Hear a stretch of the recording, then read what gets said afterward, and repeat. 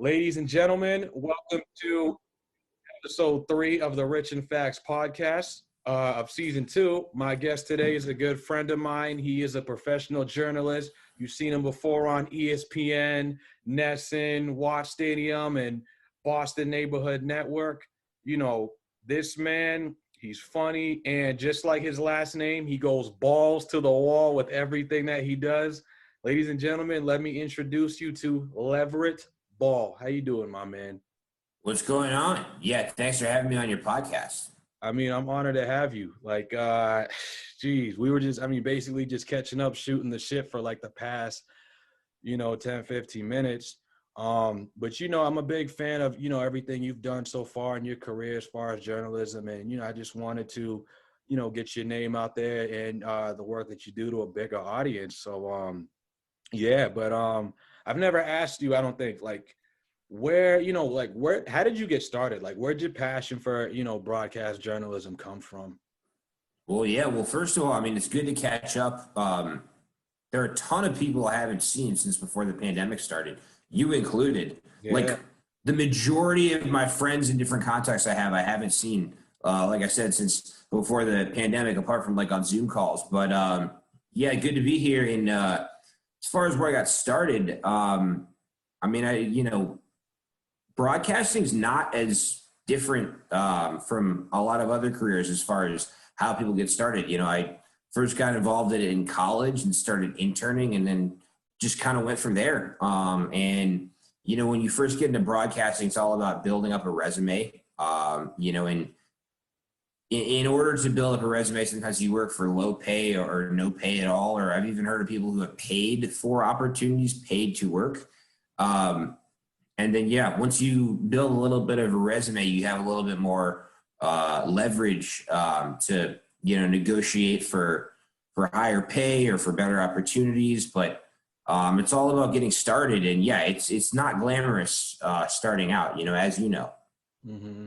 And, talk about, I guess, did you always want to be a broadcaster since you were little, or did this kind of come about a little later in life, maybe like in high school or college? Like, when did the interest start? Yeah, definitely college. I did not grow up wanting to be a broadcaster. I mean, I grew up, playing sports, watching sports. I had an interest in being involved in sports in some capacity growing up. But I wouldn't say, I was one of those kids from an early age. I knew what I wanted to do. When I finished high school, I had no idea what I wanted to do post-college. They just kind of developed in college. But it's what I want to do long-term. And, even though it wasn't what I grew up wanting to do, once I got into it, I got serious about it, got committed, and here I am. And, where did you intern in college? And on top of that, did you do any, where did you go to college, and did you do anything on campus as far as PA, play-by-play for your college sports teams? Like, what was that experience like in college? Yeah, I mean, I started doing, broadcasting on the campus radio station as soon as I got to college. I went to Curry College in Milton, but when I first started doing it, it wasn't that serious. I played on the baseball team my freshman year at Curry, then also played a little bit with the rugby team further down the road in my time at Curry. When I first got to Curry, I was really just focused on playing sports. And I was part of the campus radio station, but I missed a lot of the meetings for baseball practice. And it wasn't a top priority for me. It was just kind of a side thing. My junior year, I did an internship with the Boston Herald, and that was the first serious commitment I made to, the media field, and the first time I actually seriously considered doing it after college and not just, like I said, kind of an in-college hobby. And then I also did internships after that with NBC Sports Boston. They were called CSN New England at the time. And also WEEI Sports Radio. Once you do one well-known internship, it opens doors for others, and they're just kind of a snowball effect. And, you try and leverage every opportunity you have, every connection you make. And so I think, like I said, when I was an upperclassman, I started interning. That's when I really got serious about it. And then since I've, gotten out of college, I've continued to do it. And a lot of kids, in the TV and radio program at Curry, who I went to school with, are not broadcasting anymore. And, the challenges of the real world and adult life make it harder and harder to stay in the industry. But the harder it's gotten to stay in the industry, and the more people I know who have dropped out, the more I've wanted to, to stay in it. And, I could go on and on, but, well, please do. I'm pretty focused on doing this broadcasting thing.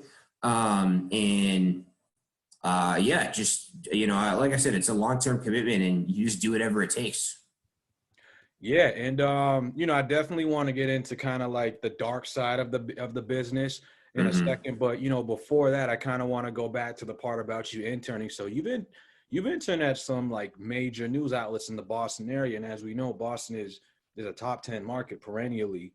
What was it like for you as a young intern to read those places? Because for myself, interning at some big news outlets, like it was very like, I had to pinch myself because I'm like, man, these are people that I grew up watching as a kid, even before I knew I wanted to do this. So just to be in the same room as them, breathe the same air, like, are you like, what was that like for you?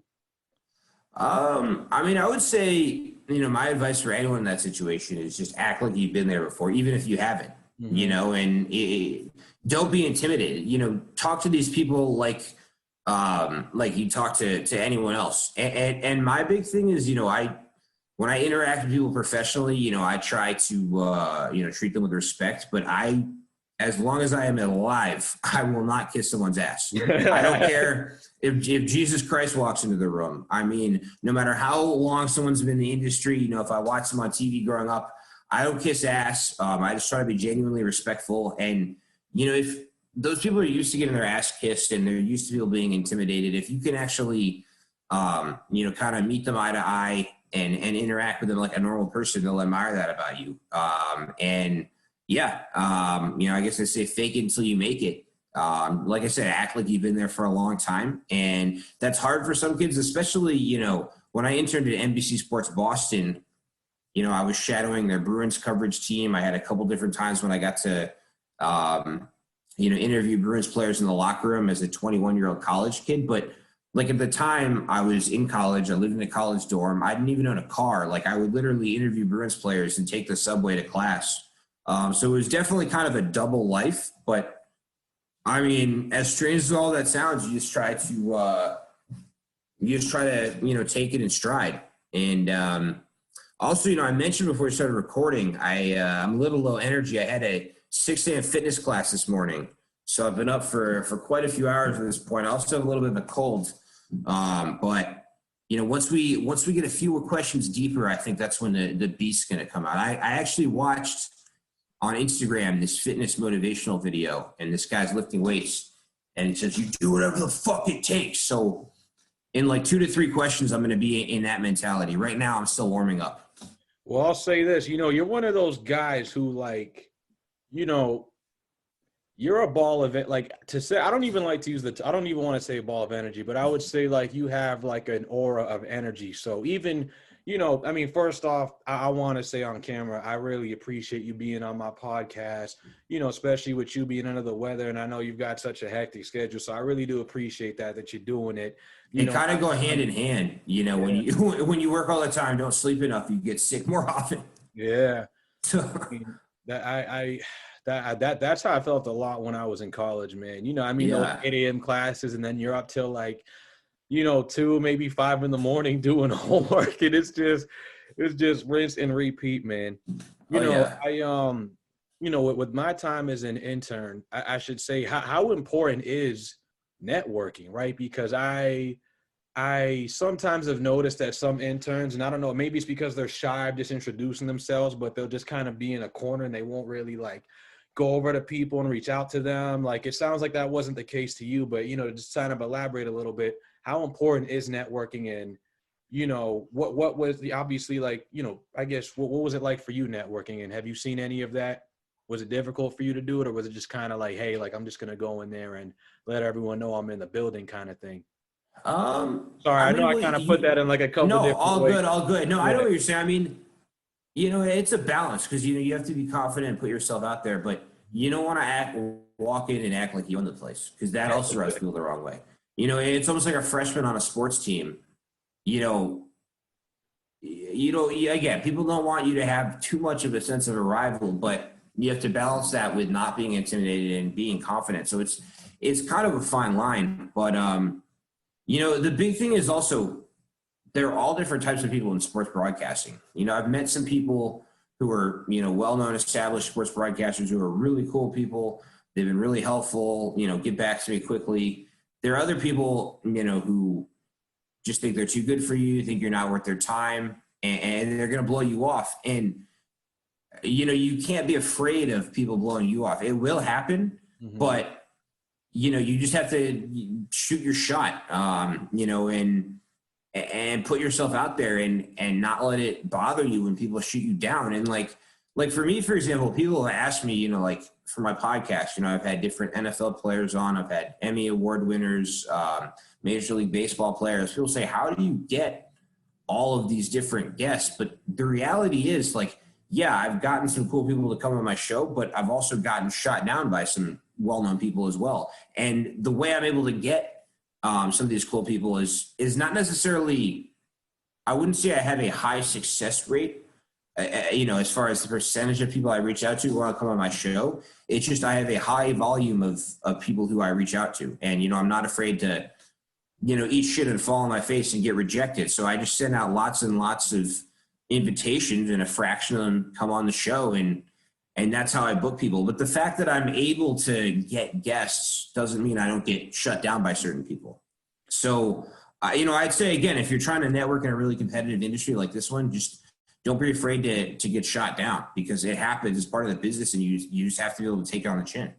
Yeah. And, you know, for people listening that don't, you know, understand the business like that, this is one of the most, if not the most competitive industry to break into, to move up into.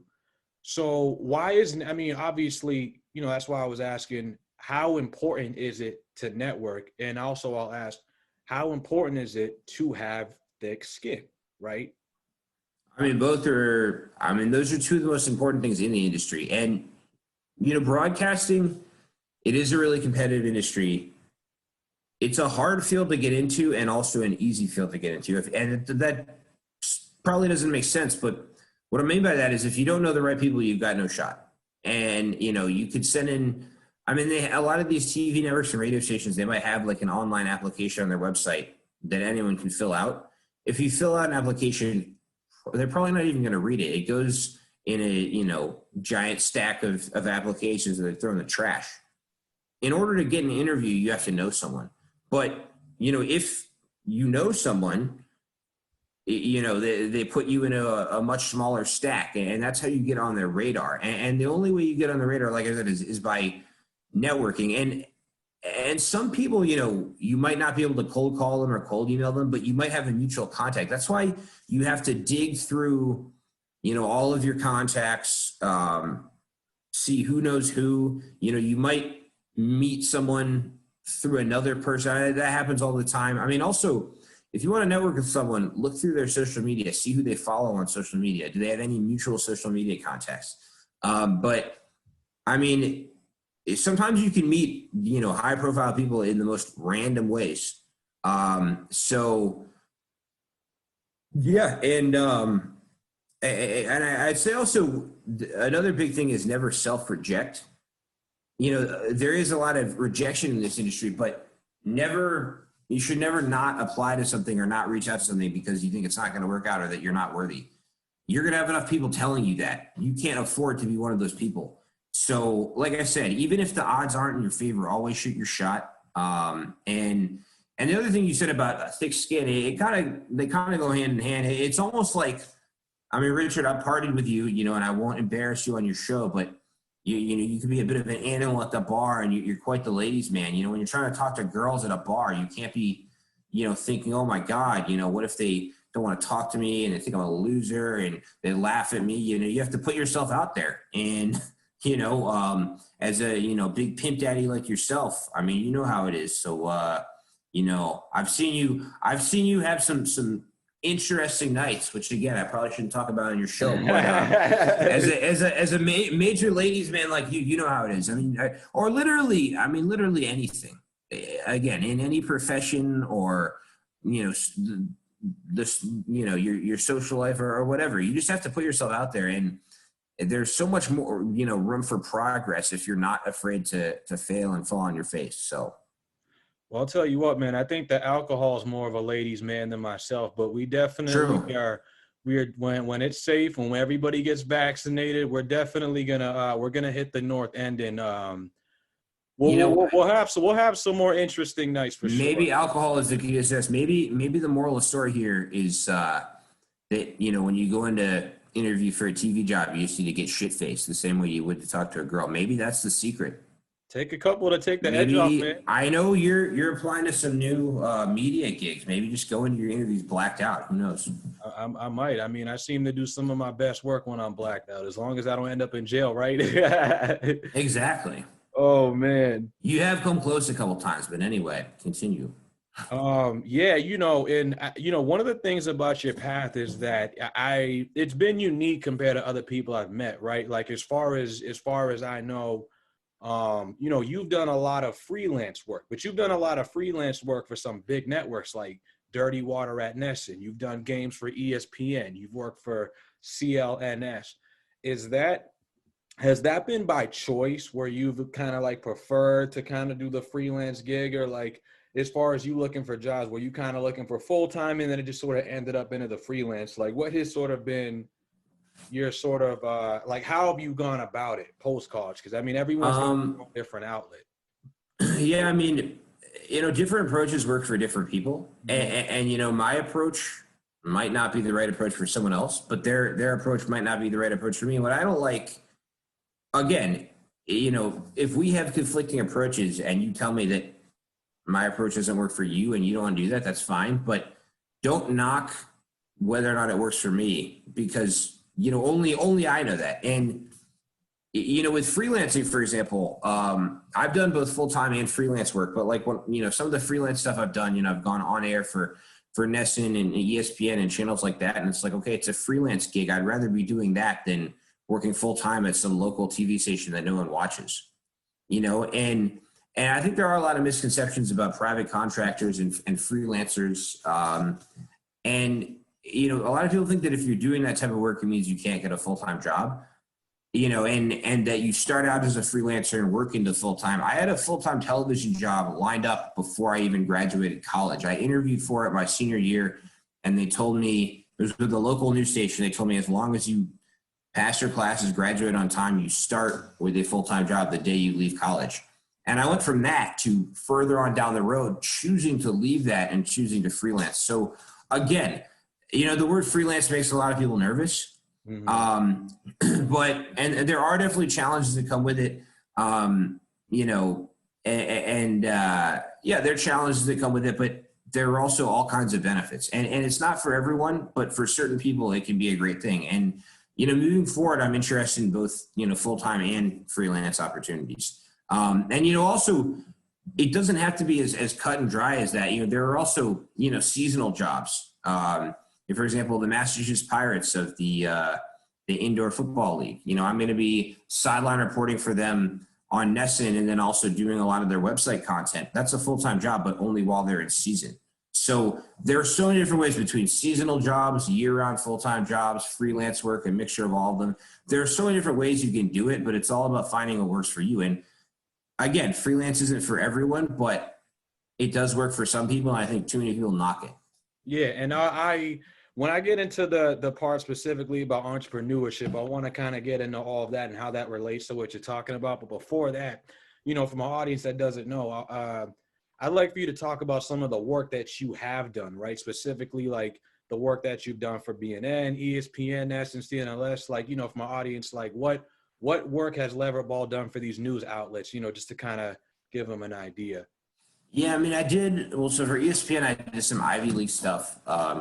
You know, some Harvard athletics. There was the Ivy on ESPN channel for a while, an ESPN platform strictly for Ivy League sports. Now, you know, the Ivy League hasn't played any sports since, the pandemic began. So that channel's not, operating right now. And I don't know what they're going to be doing moving forward, but I did some ESPN stuff with Harvard. And then I have done stuff on NESN for the Massachusetts Pirates, Major League Rugby, the Futures Collegiate Baseball League, and also the Dirty Water TV show.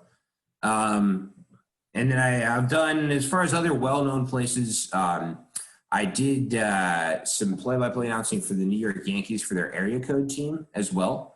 I'd say between, NESN, ESPN, the Yankees, and Harvard, those are the most well-known places I've worked. But then I've also done stuff with various, high school, college, and pro teams. You mentioned BNN. I've done stuff for Northeast Sports Network, NSN. I first met you calling a game at Tufts University. So yeah, I've worked all over the place, and I'm not above any opportunity. Like I said, I've done stuff at various levels, and I've just tried to keep an open mind. And as far as that's concerned, what has sort of been the environments like? I mean, it sounds like a lot of these gigs for NESN, ESPN, Harvard have been freelance.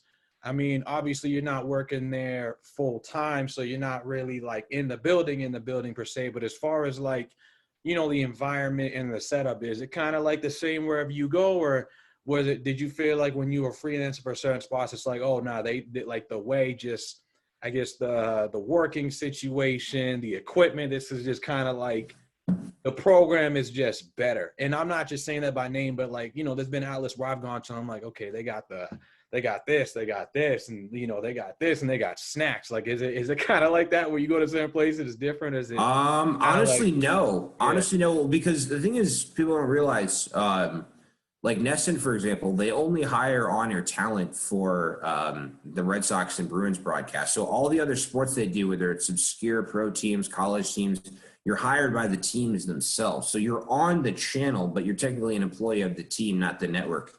And it's not as high budget or smooth of a broadcast as it would be, when it's fully staffed by NESN and they're doing Red Sox and Bruins stuff. Same thing goes for, a lot of the ESPN stuff. Like a lot of the college sports you see on like ESPN2, ESPN3, ESPN Plus, those are home produced broadcasts. The college, has their own camera crew. They produce the broadcast themselves, and they just send ESPN a link to put it on their channel. And some of those broadcasts actually can be a shit show. Obviously they're affiliated with big time brands. My first time I ever went on NESN, it was a Major League Rugby broadcast, and the producer's walkie-talkie broke. So I was sideline reporting. He had a kid, an intern, who would run from the production truck to me to relay messages and just do 100-yard sprints back and forth. Like, this kid almost had a heart attack. He spent the entire broadcast doing that. And that was my first intro to NESN. So, and you know what else? Like, even, the highest level when, like I said, Red Sox, Bruins, Monday Night Football, the highest levels of, broadcasting on NESN and ESPN, they still make mistakes at that level. They make mistakes at every level. And broadcasting at every level is still a shit show, especially live broadcasts. Now, I feel like I keep teasing the whole entrepreneurship freelance discussion. That'll probably be the next question after this, but I think that, with this business, I think, I don't know if it's been like this for you, but I think some people on the outside don't realize how difficult the grind really is on the inside. They kind of see you and me or, some famous whatever person on Boston or NBC New York, and they just think we're just basically talking in front of a prompter, but no one realizes how hard, especially being a freelance journalist, when you got to go shoot, write, edit your own stories, make sure the information's correct, the editing, this, that, and the third. Talk about how difficult and unsexy Hollywood this business really is for those who don't see it from the outside in. Well, I mean, I think people realize it's hard in the sense that, like, people realize it's challenging to make it in the industry. People are impressed, if you do make it. But what people don't know is that it's not as glamorous as people think. People see, a guy like Stephen A. Smith, ESPN pays him $10 million a year. And he's one of the most well-known guys. So they think that everyone in the business makes that type of money. The entry-level pay at ESPN is like minimum wage. So there are lots of people you haven't heard of, working at these TV networks who like don't make shit. And live with their parents and work side jobs. You know, when I first got into broadcast, I did all kinds of side jobs, like, you know, driving Uber, working at bars, doing all kinds of different random stuff just to, you know, try and keep my head above water. And so it's really not, you know, not as glamorous as people think. And yeah, it's definitely a grind. And, you know, a lot of people want to be broadcasters, but they don't want to, you know, fall on their face and grind and do the things necessary, and to be one. And that's what sets you apart, is not your ability to enjoy the fun parts, but your ability to endure the parts that suck. And there are a lot of parts of working in the industry that suck. But again, that's what separates you from other people, is your ability to just hang in there. And that, you know, honestly, that's a perfect segue into the entrepreneurship part. We can basically kind of get into this whole thing, right? You know, you were talking before specifically about freelance. I feel like this kind of goes into the idea of entrepreneurship in general, where I think that makes people nervous, not going the traditional 9 to 5 or whatever, that 8-hour stretch, because as an entrepreneur, you know, the paycheck isn't always guaranteed. You don't have the salary. It's not commission, but it's like, it's not a set schedule. Like you could have 5 gigs in a week and then not have another gig for the next 2. Like, you know, I've talked to entrepreneurs in the past who've gotten criticized, you know, for saying, hey, you should just get a real job. You know, you're not really working full time and blah, blah, blah. I guess what, you know, sort of address the sort of stigma that you see on freelance and or entrepreneurship. I mean, there's definitely a stigma for you. There's definitely a stigma, but, you know, for one, you know, a lot of the beliefs that the stigma is founded on are not true.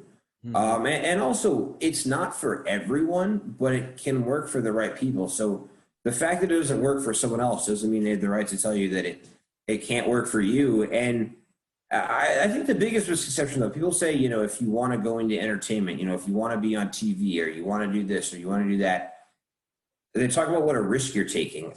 I don't feel that way because, you know, especially a risk you're taking by going freelance or just by going into the business in general? Any of these things. Again, whether it's going into a competitive field, freelancing, starting your own business, people talk about what a big risk you're taking.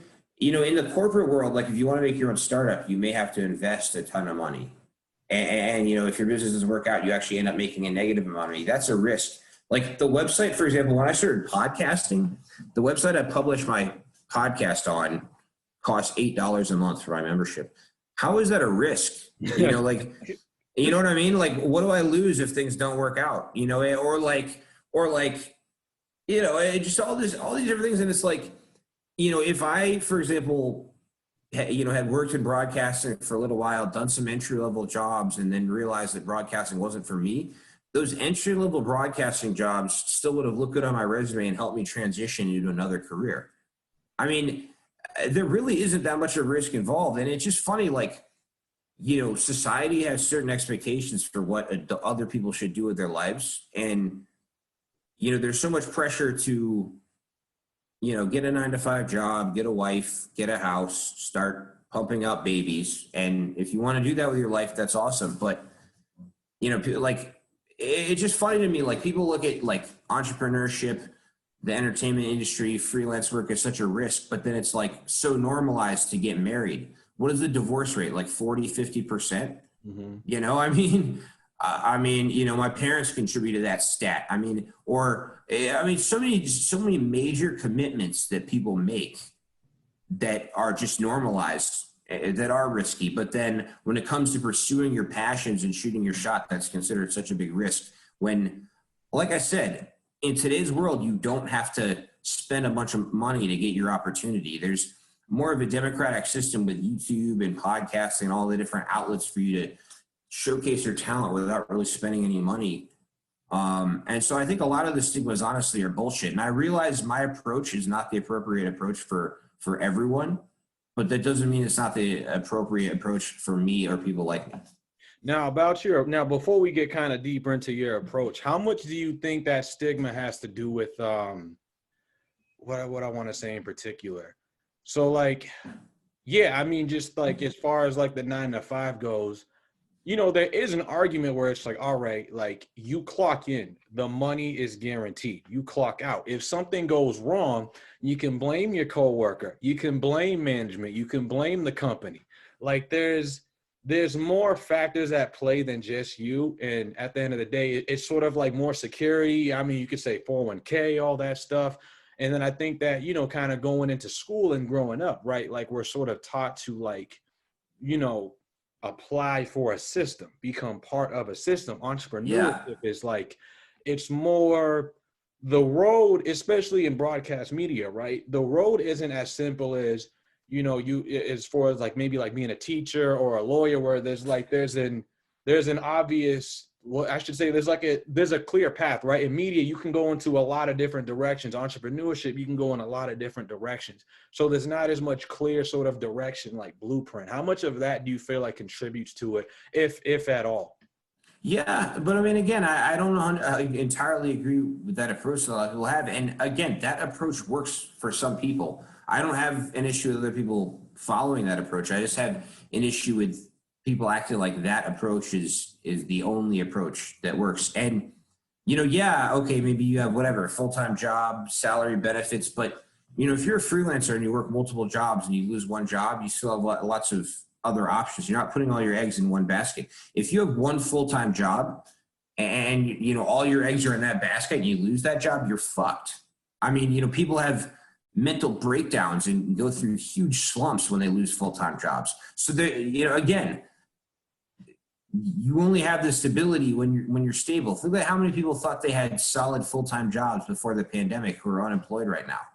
And obviously these are extreme circumstances, but again, I think it's a little bit of a misconception that, you know, there's all that stability in a full-time job. And also, you know, if you have a full-time job and you have stability, I mean, I don't understand wanting to be average. You know, again, you only live once.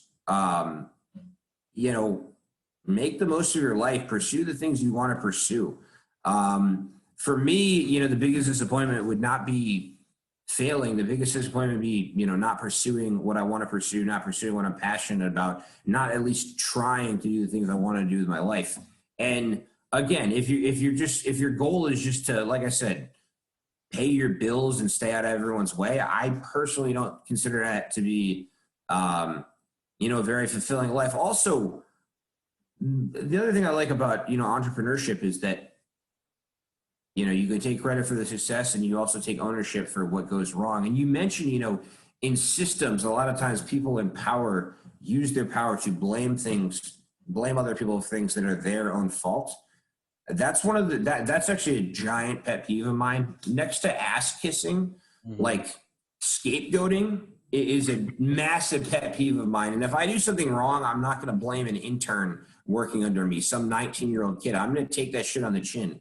And so many people in broadcasting and just about every profession are always looking for someone else to blame for their mistakes. And I think that's some pretty weak bullshit. And, you know, I don't have much respect for people who handle things like that. Well, I mean, it feels like in the broadcast media, someone's getting canceled every single day. Bro, so anything, you want to hear a scapegoating story? Give it to me. I worked for a game for a minor league hockey team as their MC, and the girl doing who was their in-game entertainment coordinator, literally, she had her first day the same day I had my first day. She got her job 48 hours before that because the woman in her position got a job with an NHL team. She got called up to the show. And so this girl was promoted from intern into that role and didn't know what she was doing, which is understandable, but she was so desperate to cover her own ass that at one point during the game, I was the MC. You know, at games when they do a kiss cam and they put everyone on screen and encourage them to kiss, her idea was for me to take my microphone as the MC and sit next to couples while they were on the kiss cam and talk to my microphone and encourage them to kiss. What? And it was one of the most uncomfortable things I've ever done in my life, but I was ordered to do this by my boss. So I'd sit next to couples and be like, hey, smoocher on the mouth on the kiss cam. And literally all the couples I did that to refused to kiss and just felt uncomfortable. understandably. But again, I did this in my boss's orders. So her boss yelled at her for telling me to do that. And to cover her own ass, she lied and said that she hadn't told me to do that and that I had disobeyed her and done it against her orders, which is a complete lie. And so I got fired. And so my job with that team only lasted one day. So anytime I've been in a situation when there's an intern or someone working below me who I can blame for something that's my fault, I take that shit on the chin. And yeah, I mean, anyone who tries to throw someone under the bus to cover their own ass is a fucking coward, in my opinion. Dude, I'm so sorry you had to go through that, man. It's all good. No. I need to plug in my laptop so it doesn't die, and then we'll just resume in 1 second. Yeah. Go ahead. Take your time, my friend. Your time is my time. All righty. All right, I'm all plugged in. All right. I feel like I can go to this question from there. You know, like how in today's climate. Sorry. Well, we were talking about the thing with the hockey team. Yeah. Oh, yeah. So you were saying you're sorry I had to go through that. I'm not, because that was so eye-opening for me. And that taught me so much about the business. And this happens so often in pro sports and sports broadcasting. And, you know, that's another thing you have to keep an eye out for. And, you know, it's a competitive industry, but some people, you know, they see the competition in the industry and they work harder. Mm-hmm. People who try and stab other people in the back, they're the people who don't have what it takes. They don't have, you know, the balls or the vagina or whatever to, you know, to put it eloquently, to make it in the industry. And if you have to stab someone in the back, that's not being a competitor. That's not being a hard worker. That's not being a winner. That means, you know, you're weak and you're a coward and you don't have what it takes to make it. When I see people doing that, I don't see strength. I see weakness. And people like that, they always wash out of the industry. I can tell you so many stories of people who have fucked me over or disrespected me or stabbed me in the back who aren't in broadcasting anymore. That's how those people always end up. So the chicken comes home to roost. You know, it's and we can kind of, don't worry, we'll still stay in that. We'll get back to. I want to get back to your path, but before that, I want to talk about how, you know, specifically what you're talking about now, right? You know, cancel culture is at an all-time high right now, right? You're seeing, I mean, television personalities, celebrities, it's just like losing jobs, you know, losing gigs, you know, whether it's some tweet from 10 years ago or them. What do you mean by cancel culture, though? So in this case, right, like as when we were just taking that break, I just got a notification that Paul Pierce is no longer with ESPN NFL Countdown. Right, and over the weekend, I don't know if you guys. NFL Countdown. Paul Pierce is a basketball player. Not NFL Countdown, NBA Countdown. Oh yeah. So like ESPN, they just removed him from NBA Countdown.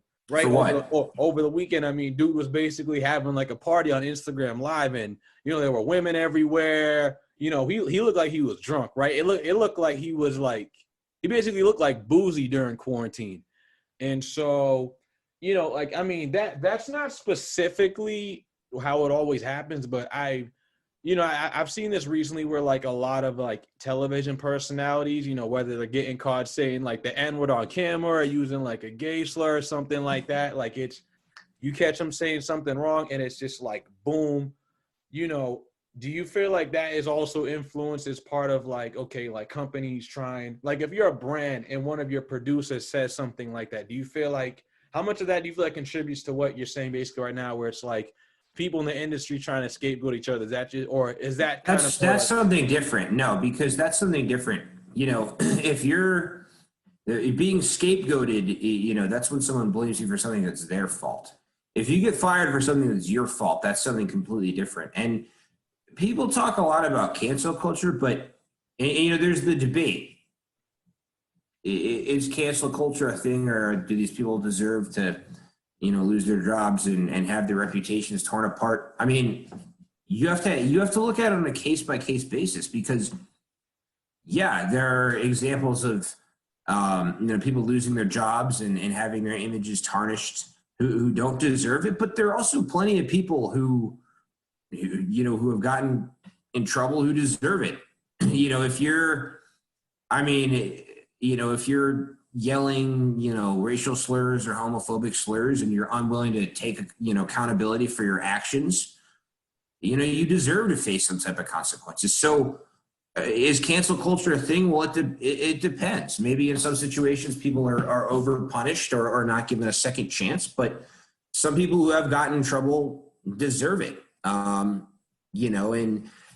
so again, I think you just have to take it on a case by case basis. I have sympathy for some people who are, like I said, unfairly tarnished, or as people like to say, canceled. But some people who get themselves in trouble and aren't willing to take accountability and take responsibility will cry cancel culture. I don't feel badly for Chris Harrison, the Bachelor guy. I mean, he went on TV and publicly defended racism.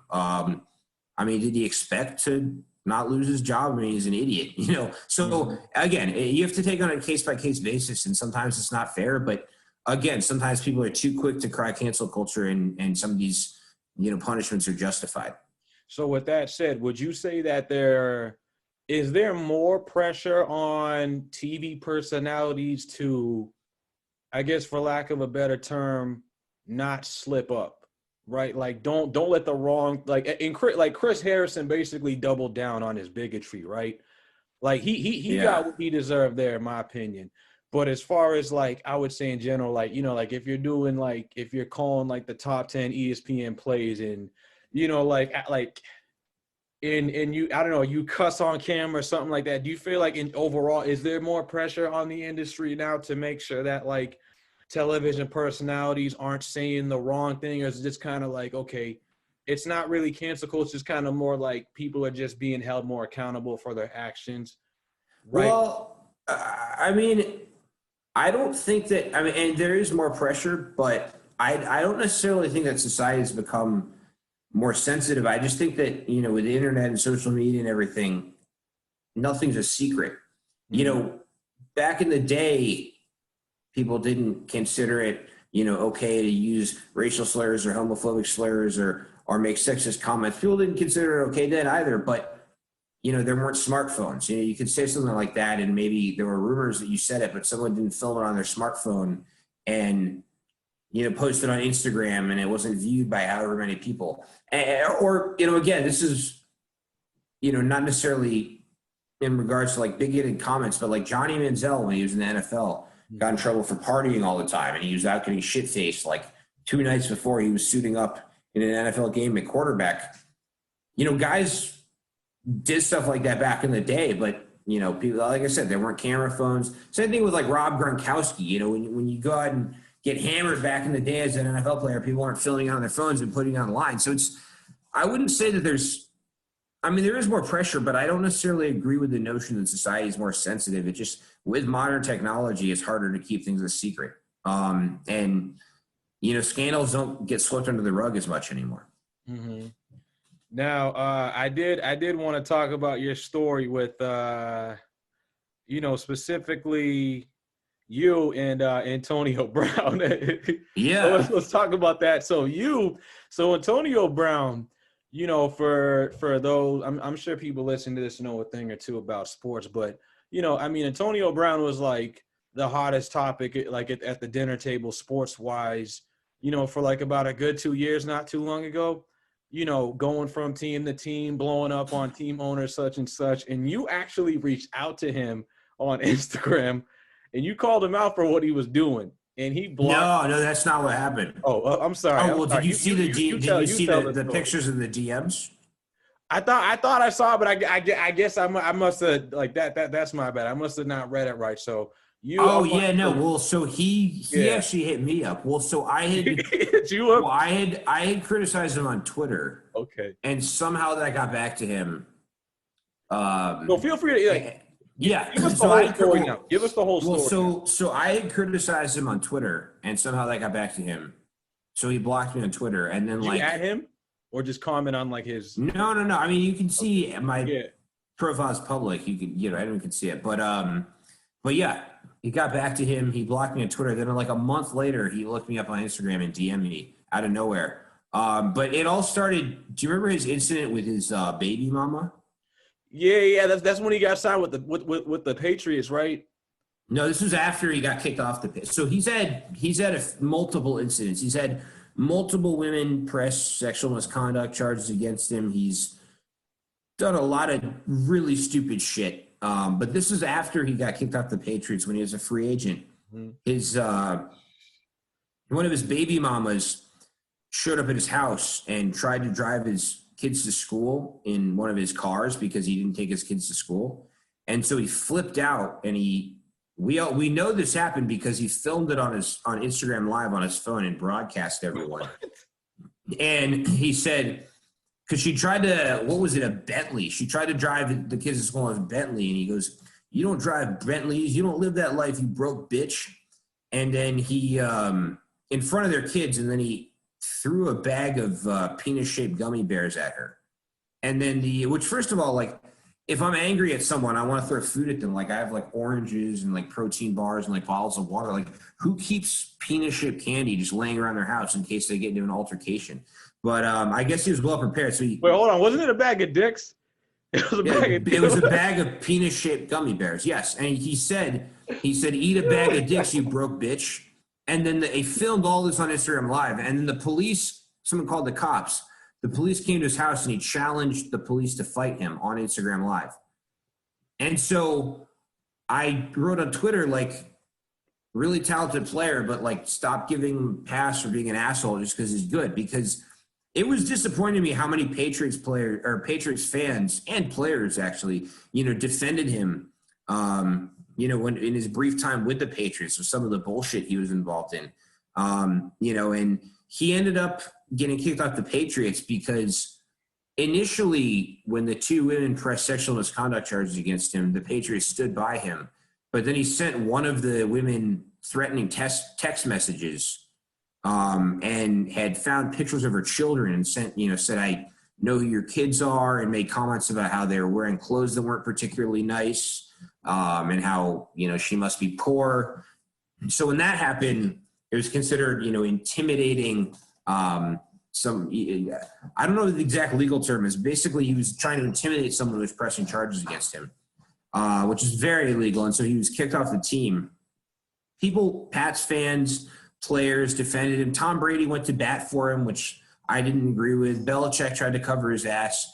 And so, again, that's why I wrote the thing on Twitter, like, stop covering this guy's ass. He's not a good guy.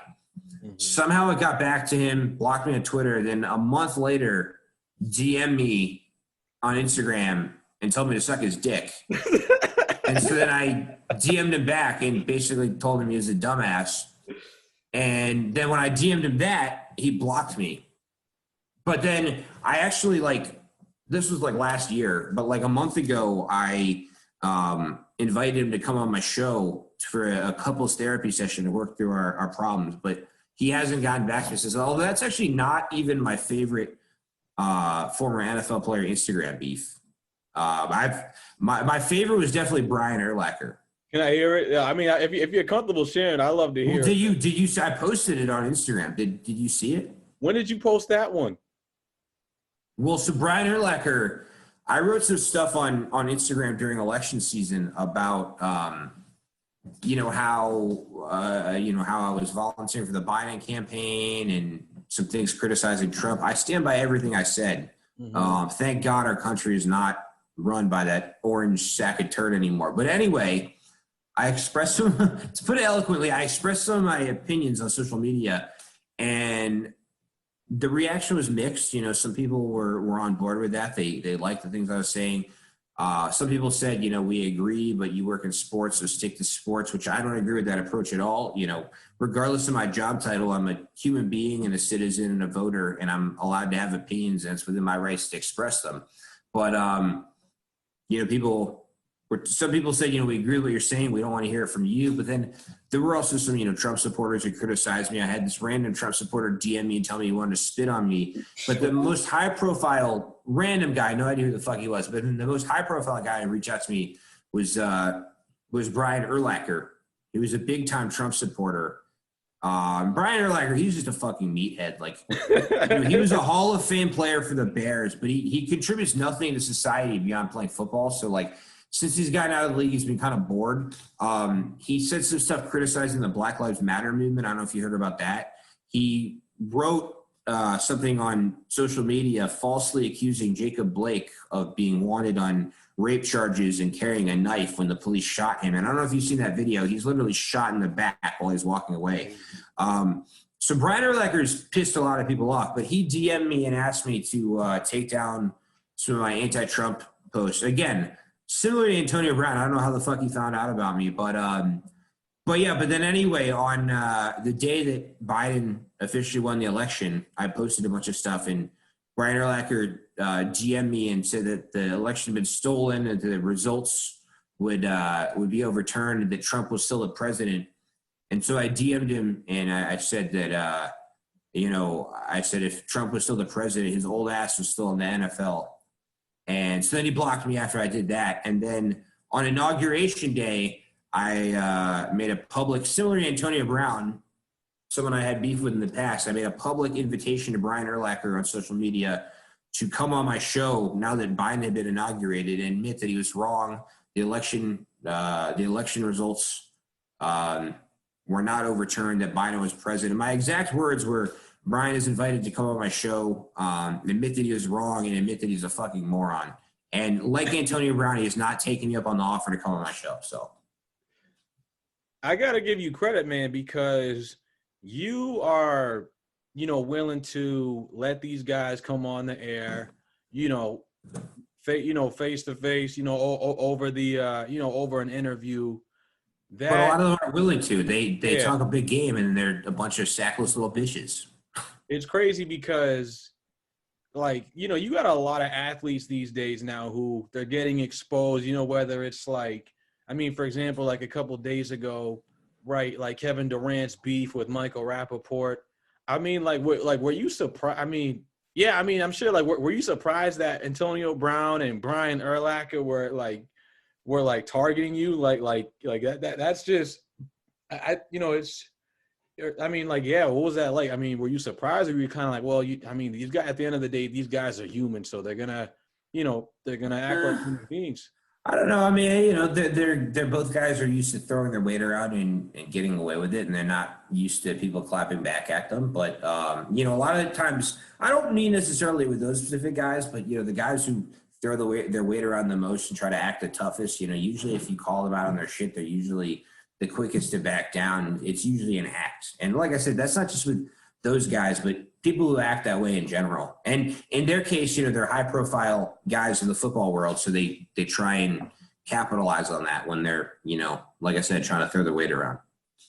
Yeah. And, it's like when you get to that level, right? You've basically been a part of the 1% of the world your entire life. You were the best athlete in high school, the best athlete in college.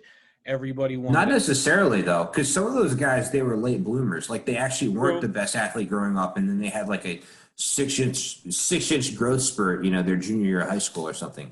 Not all of those guys were the man growing up. They eventually became the man, but they develop at different rates.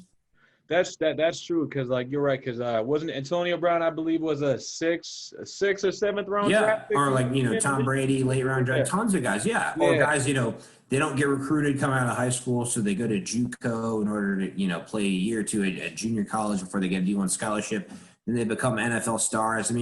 Guys develop at different rates, but at some point along the line, they have success, and some guys, they don't let it get to their head, they take it in stride. Other guys, become a little bit entitled.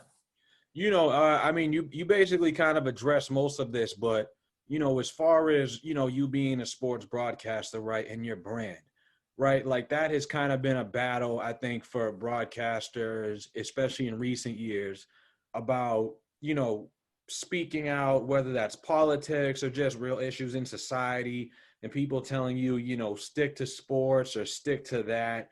Some people, some broadcasters, they don't speak out because they're afraid it's going to hurt their brand, whether that be sponsors or job opportunities. It's, it sounds like, I apologize for missing some of those posts, but it sounds like, you're not one of those people who's going to hold his tongue when it comes to issues in our society. Yeah. There are times to take the high road, but, if you're strongly opposed to something, you should use your platform to make a difference. And, I mean, at the end of the day, if it costs me a few bucks in career earnings, it's worth it if it's for the right causes. You know, I've had different people tell me, you know, when I was posting stuff about, you know, justice for George Floyd and, you know, posting about how I felt like what happened to him was wrong, et cetera. People saying, you know, don't polarize your brand. Don't talk about that. You know, if fewer people want to watch my show because of that, that's fine. If I lose a few dollars because the KKK doesn't want to watch my show, that's fine. I don't want their money. Fuck them. You know, at the end of the day, I'm going to stick up for what I believe in. So that's kind of how I approach things. Yeah, I mean, you know, that's powerful, man. And you know, for you, and now we can get back to you as an entrepreneur. It sounded like, you know, if I heard you right. So when you did graduate college, you were working a full-time broadcast gig, but over time you transitioned into freelance? Well, I've done both. Like now I do a mixture of full-time work, you know, and freelance work. You know, I currently do, you know, seasonal full-time jobs, and then I have certain months out of the year when I freelance, and I intentionally set it up that way. But yeah, my first job out of college, you know, was a full-time job. And then I, like I said, for a little while, transitioned into full-time freelancing. Now I do a mixture of both full-time work and freelance work. But the reason I brought that up was that, you know, like I said, some people think that if you freelance, it means you can't get a full-time job. I got a full-time job first before I started freelancing. And I chose to leave that job to pursue freelancing. You know, I didn't start freelancing after, you know, they cut me or anything like that. And like I said, it's one of the misconceptions. And yeah, you know, to dive deeper into that, like, I guess, you know, for you, what is it that you really enjoy about freelance, right? Like, talk to me about some of the stuff that you really enjoy about freelance and things that some people might not see that you can explain right now. Like, no, this is actually really cool. You know, talk about your experience as a freelancer and like why, you know, what you've enjoyed about that and what someone might not see about it that, you know, is really cool and enjoyable.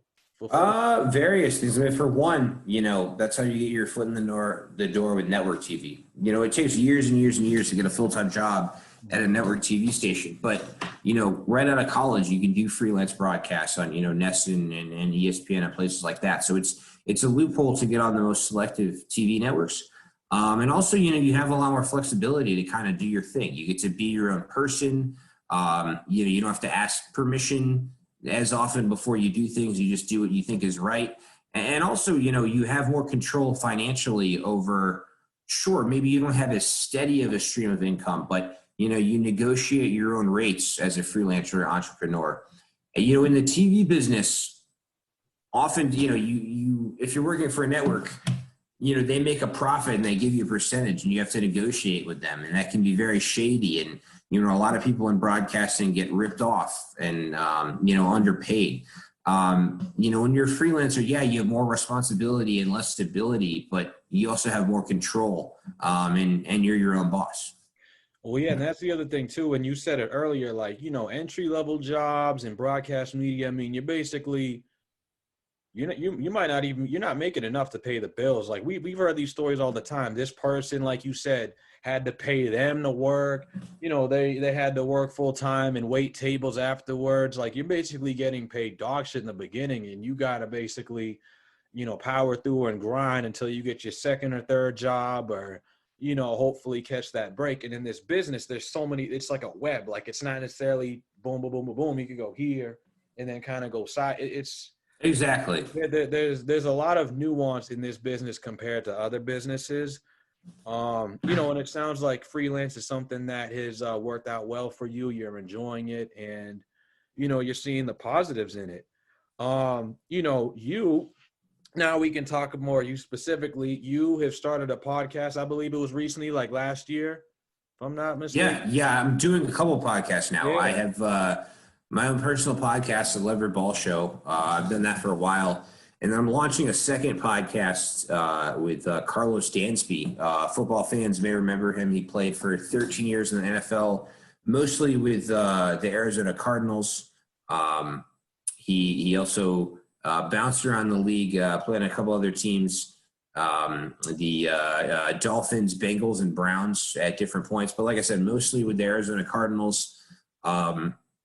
And he was a guest on my podcast, the Leverett Show. And then we stayed in touch after that. And he said, you know, I've always wanted to get into podcasting, and I pitched the idea to him of co-hosting one together. And so that actually launches in a couple of weeks. And we have a name picked out. We have some upcoming guests, but I can't give any of that away right now. But everyone stay tuned. I got you. We'll definitely stay tuned. And before this ends, I'm going to give you a chance to, let people know where to find you. Let's backtrack for a second, talk about your first podcast. So what made, I mean, this probably can sound obvious to some people, but what made you decide to start a podcast? I mean, it's just with podcasts, it's, it's a way to get extra reps, when you're not on TV or the radio, and you have total control. You don't have to follow some agenda that a TV network or a radio station has for you. You're your own boss. You get to come up with your own content, pick your own guests, etc. And it really is what you make of it. If you don't put the effort into it and you don't hustle, it's probably not going to go anywhere. But if you go about it the right way, promote it the right way, network, get high profile guests, it can be awesome. And so, obviously during the pandemic, when some of my TV broadcasts were canceled, I started podcasting more. I did my podcast before the pandemic, but like I said, when my TV schedule slowed down a little bit because of the pandemic, I started doing extra podcast episodes, and that was my way of staying busy and staying sane, which, during 2020 into 2021, it was a very, very strange time. And a lot of people were losing their minds a little bit, and that was my way of not doing so. Yeah, and I mean, I guess we can get into that for a sec. Broadcasting wise, how tough was that for you during the pandemic? And people that were, people that you're cool with who were also working in the broadcasting field.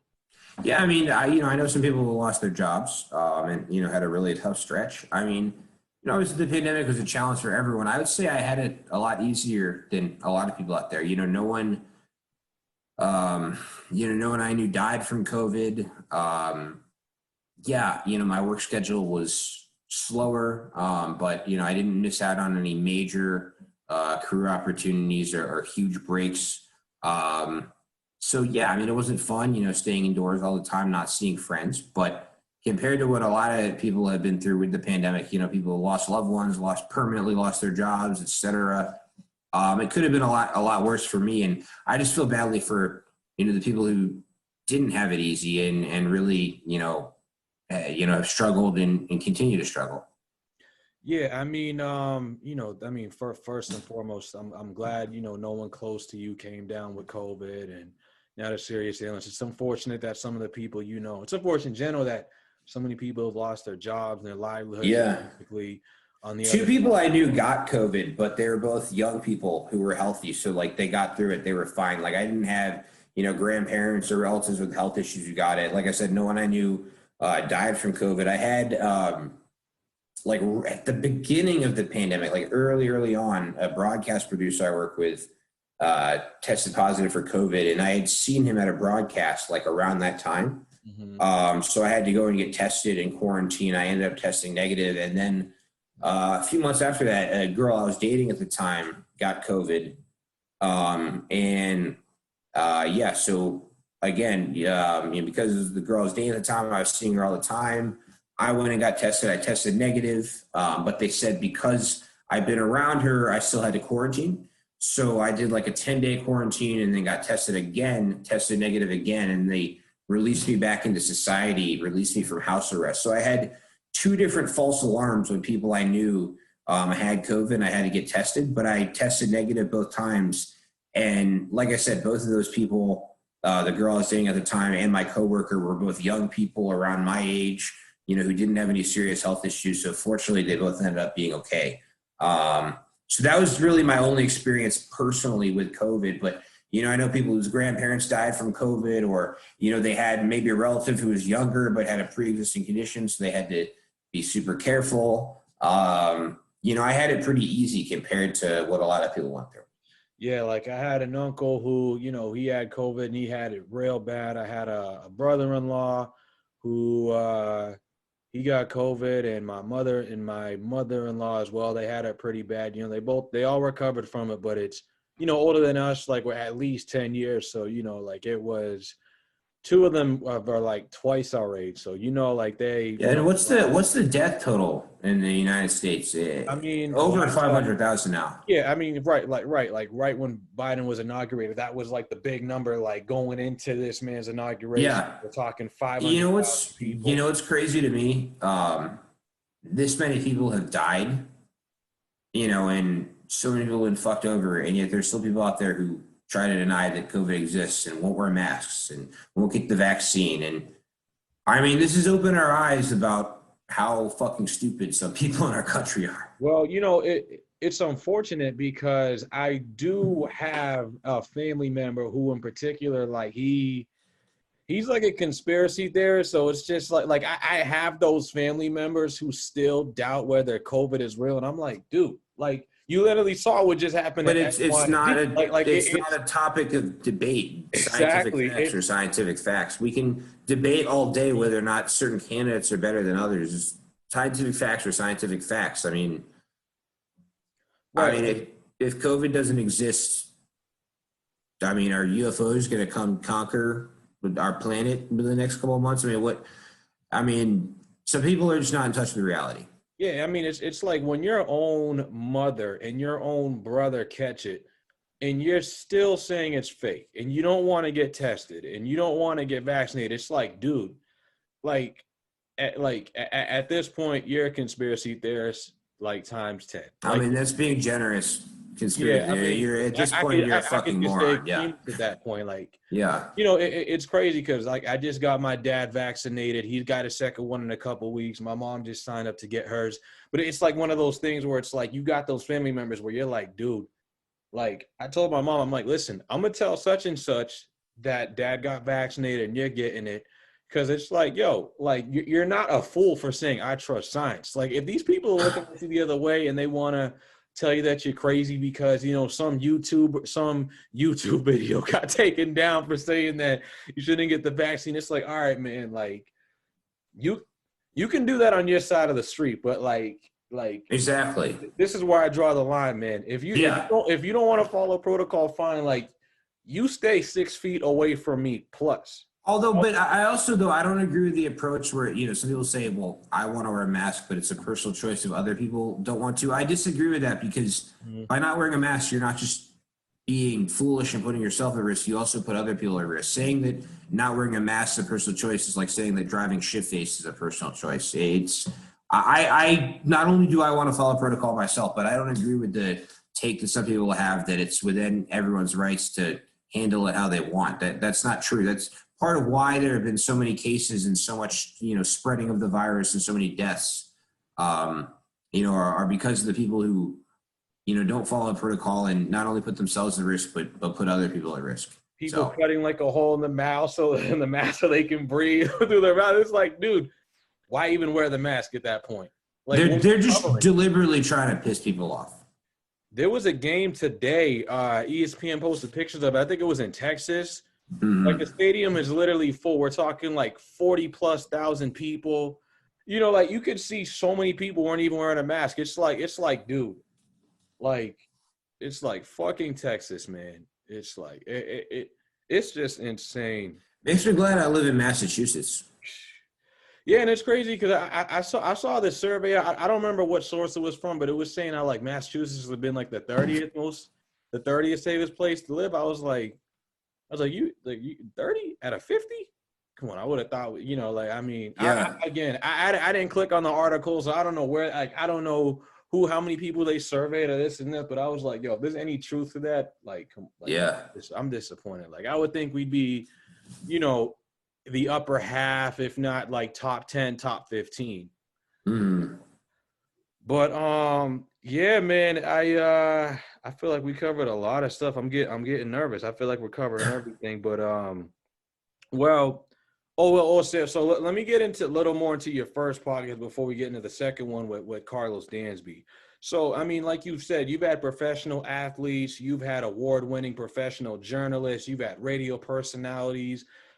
You know, I saw obviously in your bio that, you know, you're not just covering sport, there's sort of more entertainment. Has that been intentional or did it just sort of like kind of turn out that way where you ended up having this guest? It sounds like you've been choosing your guests, but is is it kind of primarily sports where you're mixing some entertainment? Well, I listed as a sports news and entertainment podcast. It's mostly people in the sports world, whether it's professional athletes or broadcasters or whoever. The reason I listed as a sports news and entertainment podcast and not just sports is because, I want to keep it open-ended. And while most of the people I interview are people in sports, I've had, musicians, actors. I haven't interviewed any politicians on my podcast. I have interviewed a couple local politicians on TV. One of my favorite interviews I did was with Boston's mayor at the time, Marty Walsh, who's now taken over, as our nation's labor secretary. I also got to interview Governor Baker on TV. But really anyone who's an interesting interview and has things that they're passionate about and has a lot to say, I want to talk to.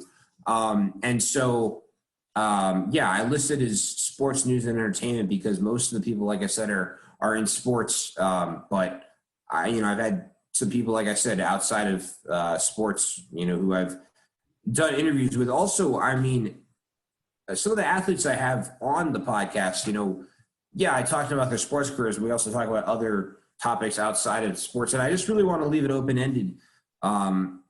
Basically we can talk about whatever we think is the most interesting and whatever we think is the most impactful. And that's kind of the point of doing a podcast. When you're on TV or the radio, that there's kind of an agenda you need to follow. When you do a podcast, you can be creative, you can be yourself, you can kind of do your thing. Hence why I leave it open-ended. Yeah, and it's cool because you get to learn about, a lot about who these people are outside of the sport, what their hobbies are, what they're interested in doing. For example, like your podcast with Dansby, it sounds like he always kind of wanted to get into podcasting. And, now it sounds like you guys are about to start something. You've also got a couple sponsors for the podcast you have right now. That's pretty cool. Like what now I know one of them is a barber shop. Is that typically where you go to get your haircuts? Yeah, well, that's I have a few different sponsors I've worked with for my show. I've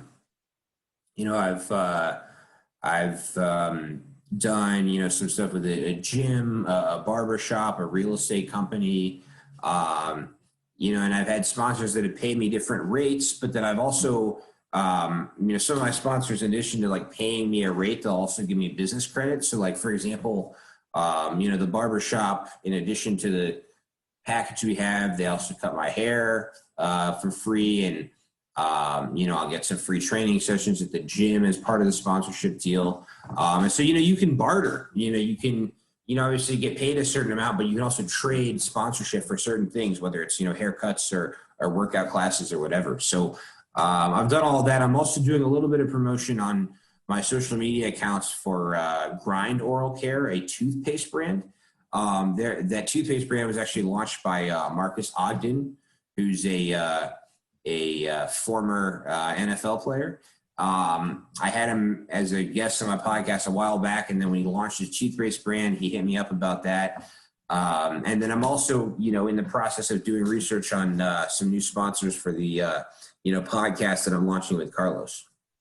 All right.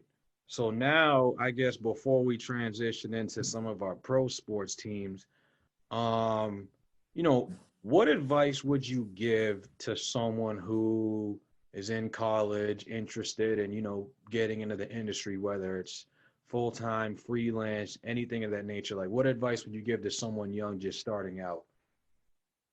I would say just, find your niche. And, you have to find it yourself. Don't let people force you in any direction. And don't let people tell you that your goals aren't realistic. At the end of the day, you may not succeed, but find that out on your own. Shoot your shot and find that out on your own. Don't let people, set limits for you right off the bat, especially people who don't know what they're talking about and aren't really qualified to be giving you advice. And I'd say also, like I said, just network, shoot your shot, meet as many people as you can, and just try and maximize every opportunity that comes your way. Yeah. It's crazy, man. You got one podcast right now. It sounds like, you got a second one on the way with Dansby. You're gonna have a lot on your plate coming up, man. Yeah. I'd love to ask you what's going to be different about it, but obviously, right, you're keeping that under wraps, and I'll respect that. Yeah. Yeah, man. It's now I feel like we can transition into kind of our local, our local Boston sports teams. So, the Patriots went 7-9 last year. We know what happened. COVID, Cam Newton missed the playoffs. What the hell happened? I mean, well, a lot of factors. It was a rebuilding year. I think Belichick knew they wouldn't be as good last season without Brady, but he wasn't thinking about last season. He was thinking about the future and taking the next step and setting things up for the long run. People talk about, how Brady won a Super Bowl in his first year away from the Patriots, but I think Belichick still believes in the long run he can outlast Brady win Super Bowls without him. Last year, they didn't really have a quarterback.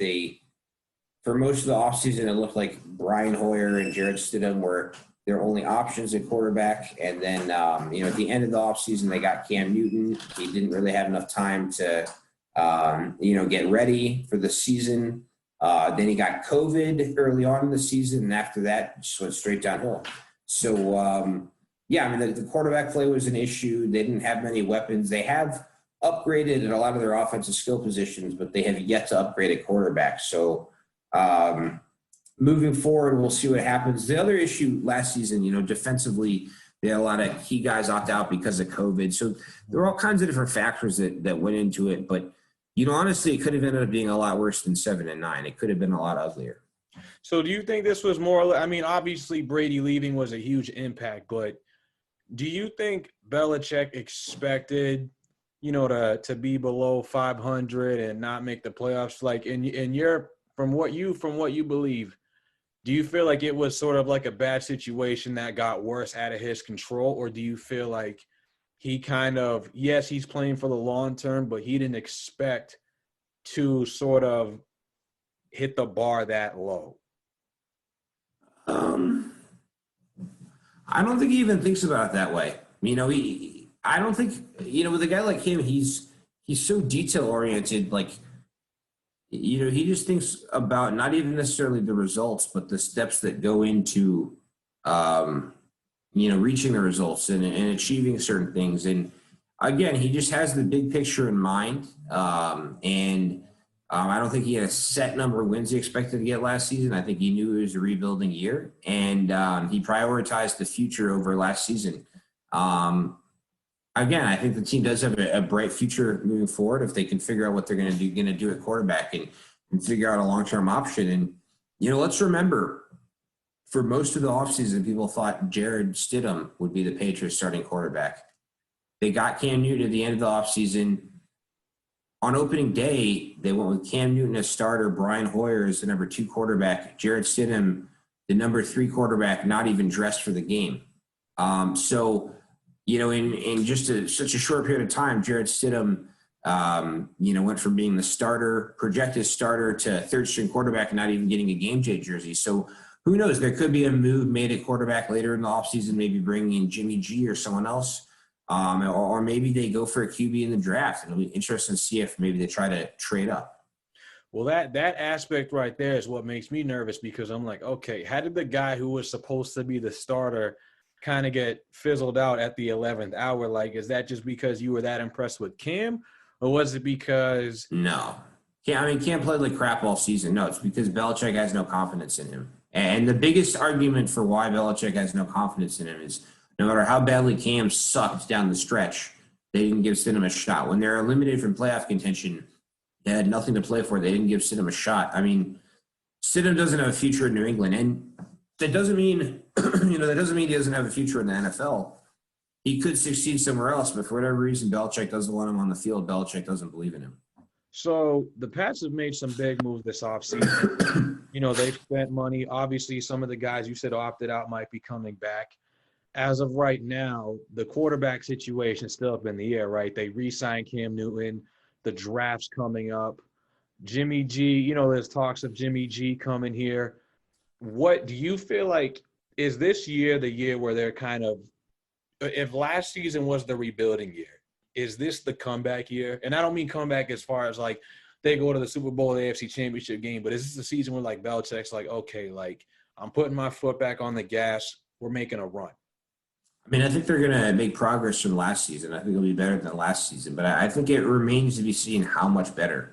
I think there are a lot of factors that'll go into it. And I also think, from now to the start of the season, a lot could change as far as, the draft, trades, free agency, et cetera. Their roster could look completely different at the beginning of the season than it does now. So I think things will improve, but it remains to be seen to what degree. So yeah, I mean, we'll just have to let it ride out. Just stay tuned. Okay, I like that.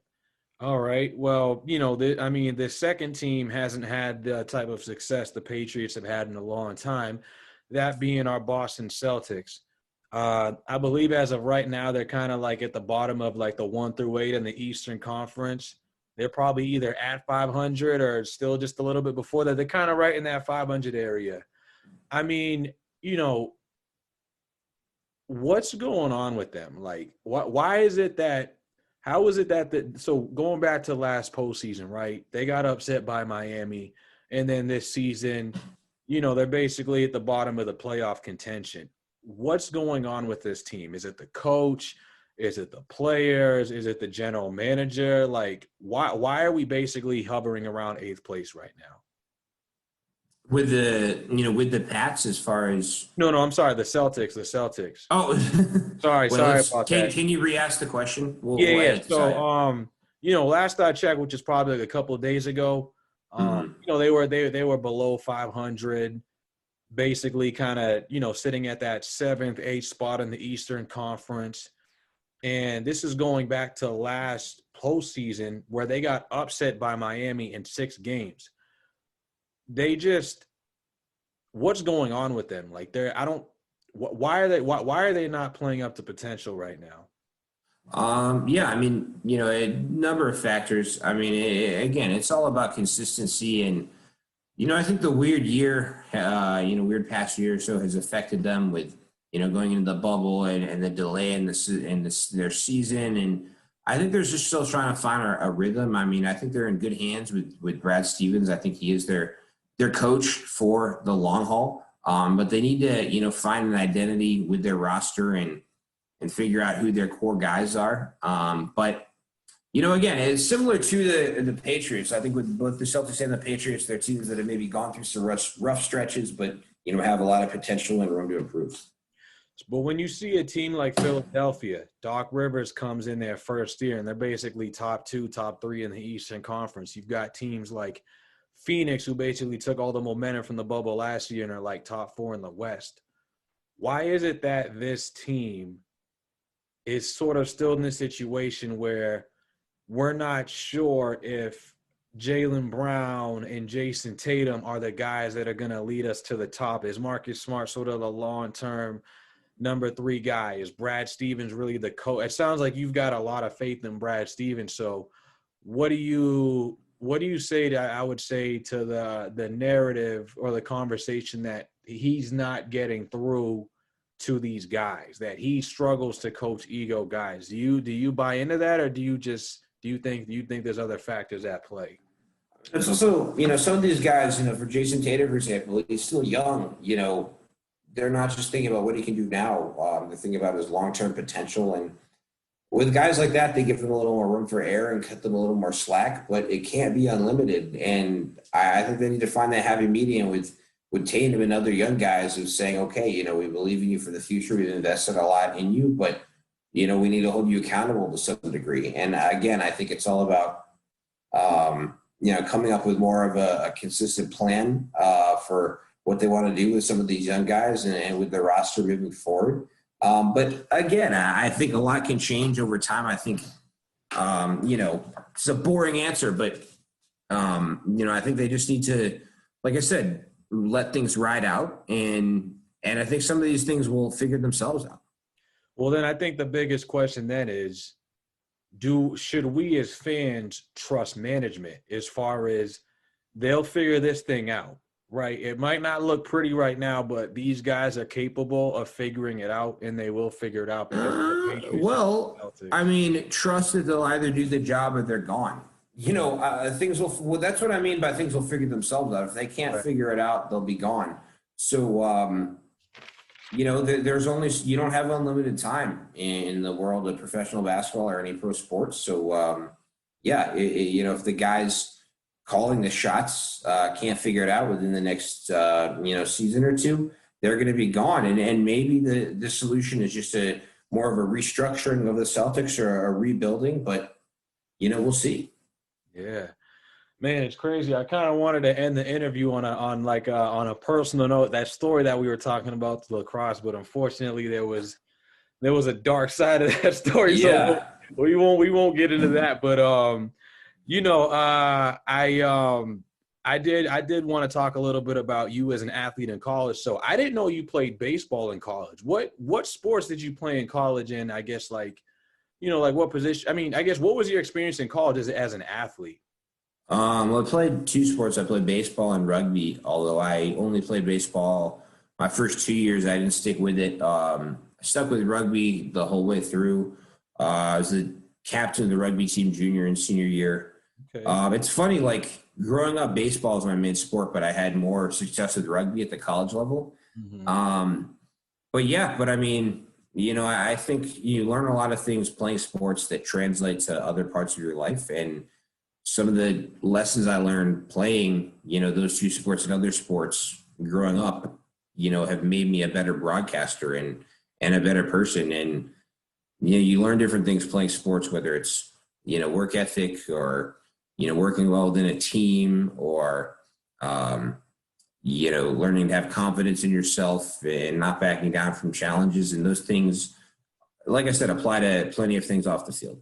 Well, yeah, I mean, why don't we stay on that for a second, right? Like for me, I ran track when I was in college, and I feel like what I loved more than anything was the camaraderie, right? I really enjoyed, being around my teammates. I really enjoyed the bus rides and, eating team dinners with them before meets and, the parties and whatnot that we'd host over there. Where I went to college, it wasn't like we didn't have frats. So basically the athletes worked as sort of like the frats. What was it like at Curry? Like, where did you guys have frats, or was it kind of like with like the rugby boys and the There was no Greek life. like the big cheese on campus? There was no Greek life.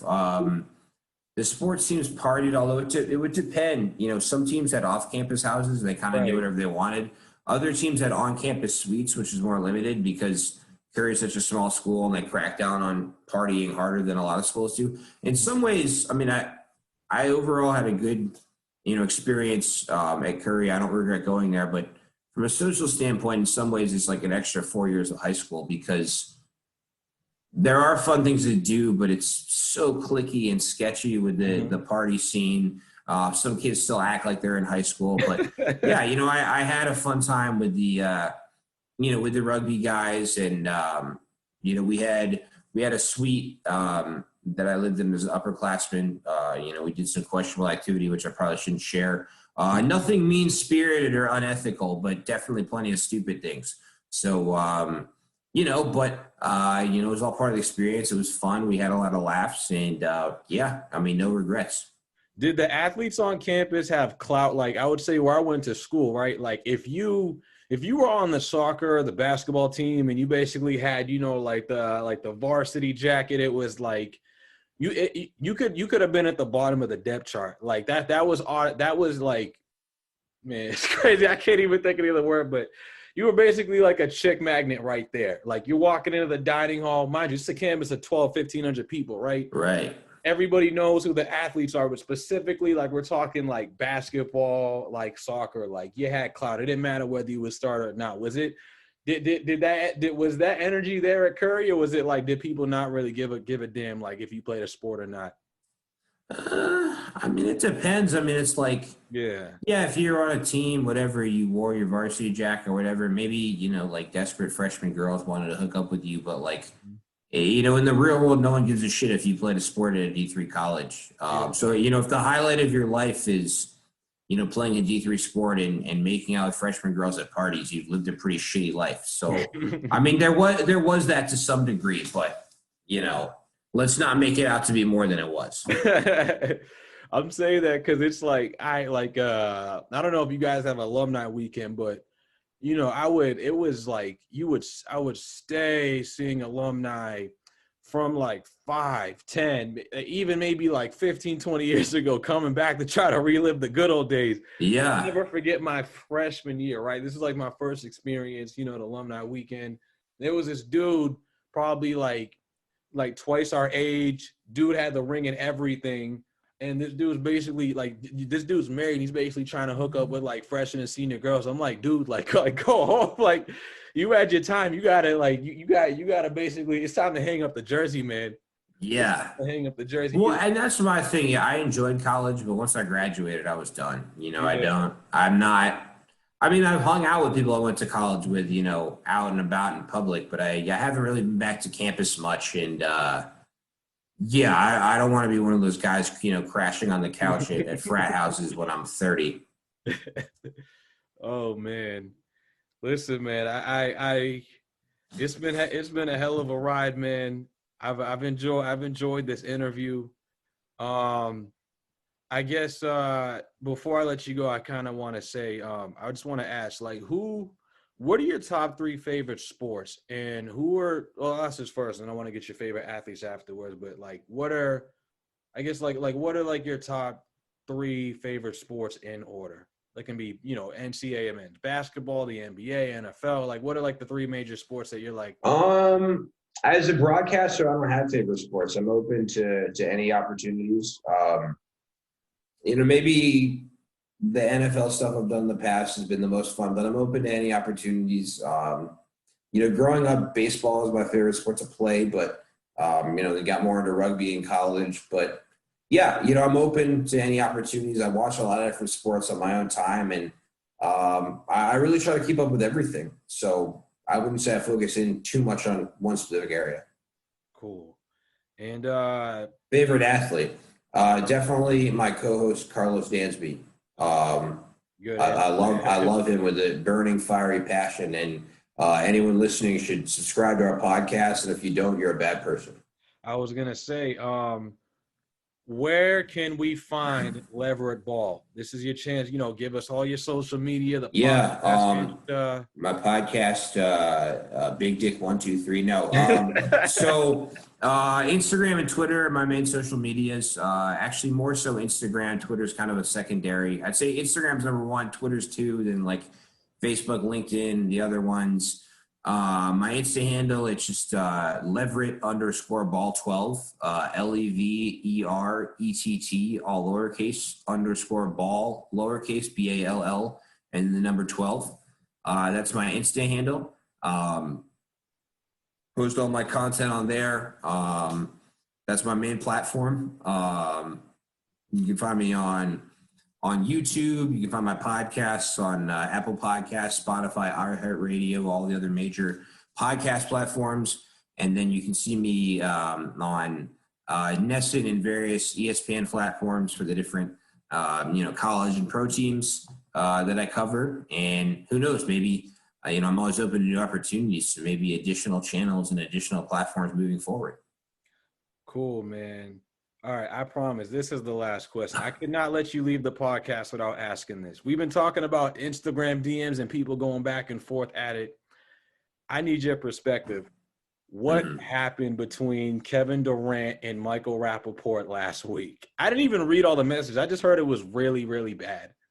Well, what did you hear about it first and foremost? Well, I mean, I heard that Mike DM KD after an interview he had with Charles Barkley, and he basically asked KD, why'd you give Barkley an attitude during the interview? And then KD basically said, I just answered the question, and then, it just kind of kept going back and forth, and then Mike, I guess KD threatened Mike's wife, and then that's when Mike leaked the conversation, and I haven't looked into it. I honestly just read the first couple of text messages, and now I was just basically just listening to reactions about it.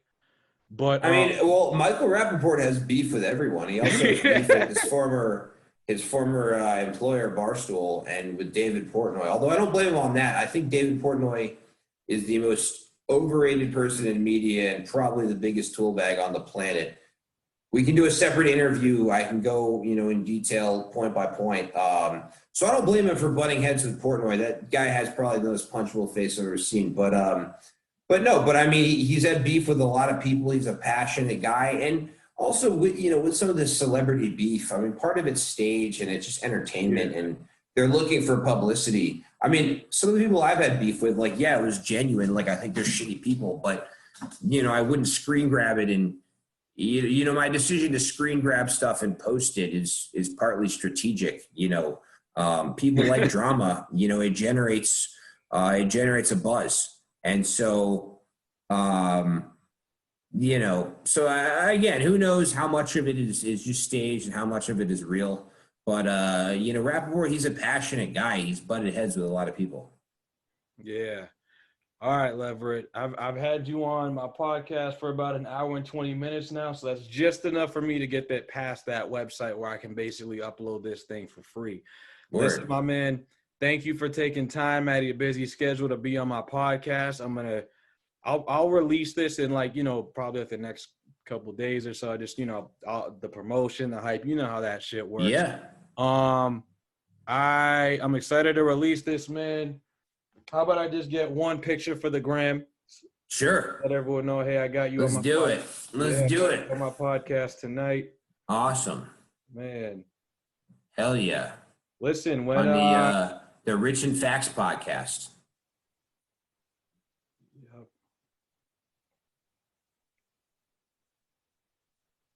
Absolutely. Listen, man, when I told you when it's safe, we definitely got to hang out again. That party, last time you saw me, by the way, that was that Halloween BU theme party. I think that's what it was. Yeah, dude, I was sober in there for like maybe 10 minutes, probably less. Oh yeah, no, I was pretty sloppy as well. But my buddy got kicked out too. Oh yeah, but it was a shit show that day. Oh yeah. Also, I might start doing some like Instagram live sessions to talk about sports. If you're ever interested, I'll hit you up when I'm doing it. If you want to jump on an Instagram live. Let's do that, man. I'm for it. It's funny because like most of the Instagram lives are from like these celebrities I don't even care about. But if it's you, I'll definitely hop on. Yeah. No, absolutely. We'll talk sports. You know it. But yeah, we'll definitely hang once things are more back to normal. And I'll let you know the Pirates might have some opportunities here and there. I'll keep an eye out. I don't know, but I'll keep an eye out if you have any interest in working with them. I appreciate that. And hopefully I don't have to tell anybody in the stands to kiss. Yeah. That was with the Worcester Railers. They're a minor league hockey team. The girl I was working for at the time, her name's Jackie Avola. Fuck that bitch. Oh man, if they do, I better be the one in the couple. Like I won't go into anyone who's a couple. I'll point out whoever's single. I'll be like, yo, you trying to get in this picture real quick? Yeah. Man. All right, bro. I'm gonna let you go. I'm gonna let you get some. Hell yeah. And I'm just a little low energy. I'm just fucking shot. No. It was up at 4:45 a.m. You've been great, man. I apologize if this went on a little longer than. No, all good. But hey, man, I'm going to let you get some rest, and we'll talk soon. All right, bro? Yeah, we'll talk soon. Yeah, we'll hang soon as well whenever it's safe to do so. Absolutely. Have a good night. Hell yeah. All right, man. I'll catch you later, bro. Take care. Good. Peace out.